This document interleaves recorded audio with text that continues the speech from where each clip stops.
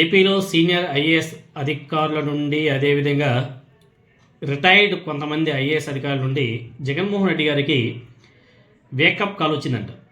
ఆయనకు సన్నిహితంగా ఉన్నటువంటి కొంతమంది ఐఏఎస్ ఆఫీసర్లు, అంటే రిటైర్డ్ ఐఏఎస్ ఆఫీసర్లు కావచ్చు, పనిచేస్తూ ఉంటే ఐఏఎస్ ఆఫీసర్లు కావచ్చు, ఈ కూటమి ప్రభుత్వం కొంతమంది ఐఏఎస్ ఆఫీసర్లని, ఐపీఎస్ ఆఫీసర్లని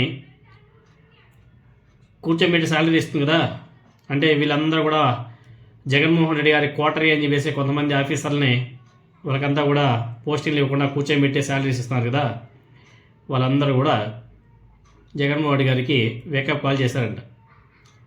ఏపీ రాజకీయాల్లో ఇది ఒక కీలక పరిణామం అని చెప్పేసి చెప్పుకోవాలి. జగన్మోహన్ రెడ్డి గారికి అనుకూలంగా ఉన్నటువంటి కొంతమంది సీనియర్ ఐఏఎస్ అధికారులు ఇప్పుడు భవిష్యత్ రాజకీయ వ్యూహాలపై చర్చలు జరుపుతున్నట్టు తెలుస్తుంది.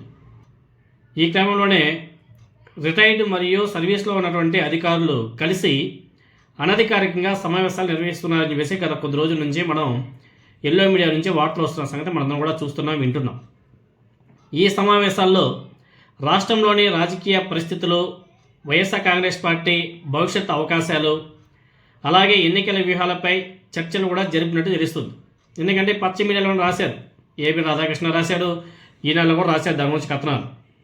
సో ముఖ్యంగా రాబోయే ఎన్నికలను దృష్టిలో పెట్టుకొని కొంతమంది అభ్యర్థుల ఎంపిక మీద కూడా చర్చ కూడా జరిపారంట.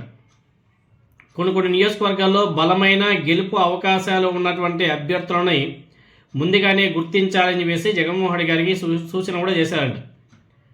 అలాంటి వ్యక్తులను గుర్తించి ప్రోత్సహించి ముందుకు తీసుకువెళ్ళాలని చెప్పేసి జగన్మోహన్ రెడ్డి గారికి సూచన కూడా చేశారంట. అలాగే గతంలో తీసుకున్నటువంటి కొన్ని నిర్ణయాలు, అధికారులతో వ్యవహరించినటువంటి తీరు వల్ల వచ్చేటువంటి నెగిటివ్ ఫలితాలను కూడా ఆ సమావేశాల్లో విశ్లేషించినట్టుగా తెలుస్తుంది.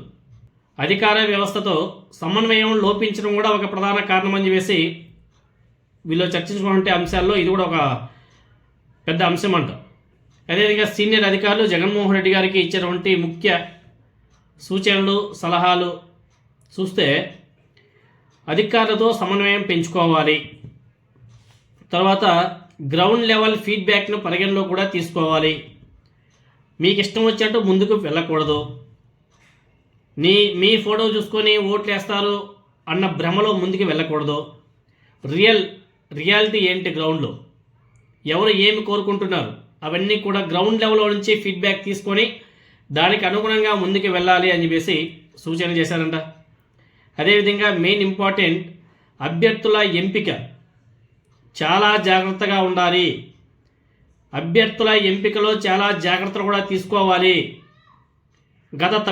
గతంలో చేసినటువంటి తప్పిదాలన్నింటిని కూడా సరిదిద్దుకోవాలి అని చెప్పేసి మొత్తం మీద ఈ పరిణామాలు జగన్మోహన్ రెడ్డి గారికి ఒక వేకప్ కాల్గా మారాయని చెప్పేసి రాజకీయ వర్గాల్లో ఒక చర్చ అయితే నడుస్తుంది.